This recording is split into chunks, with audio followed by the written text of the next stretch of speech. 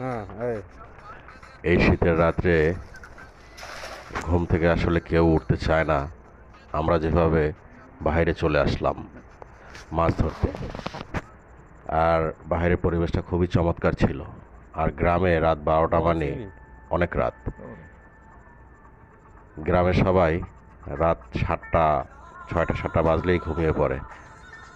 তো আমাদের আসলে ইচ্ছে হলো যে খালে মাছ আছে কিনা একটু চেষ্টা করে দেখি। আর সবচেয়ে বড় কথা হচ্ছে যে এখানে বড় বড় গলদা চিংড়ি পাওয়া যায়, এই খালে বড় বড় মাছ পাওয়া যায়। তো সেই জন্য আসলে সেই লোভে পড়ে আমরা চলে আসলাম। আমার সাথে আমার চাচা আছে, চাচি আছে, ভাই আছে, এরা সবাই একসাথে চলে আসলাম।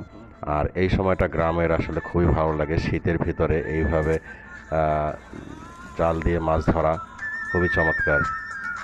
তো আসলে শুরু করেছি, একটা খেয়াও দেওয়া হয়েছে জাল দিয়ে।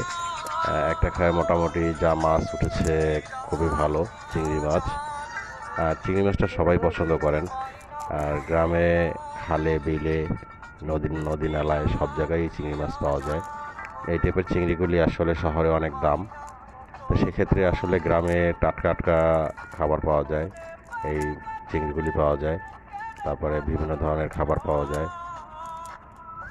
শহর থেকে গ্রাম এই জন্যই আলাদা। আর সবচেয়ে ভালো লাগে গ্রামের যে পরিবেশ, গ্রামের অক্সিজেন বাতাস। এই যে দেখতে পাচ্ছেন অনেকগুলি চিংড়ি মাছ পেয়েছে। এগুলি আসলে মানে ভাজার পরে খুবই স্বাদ লাগে।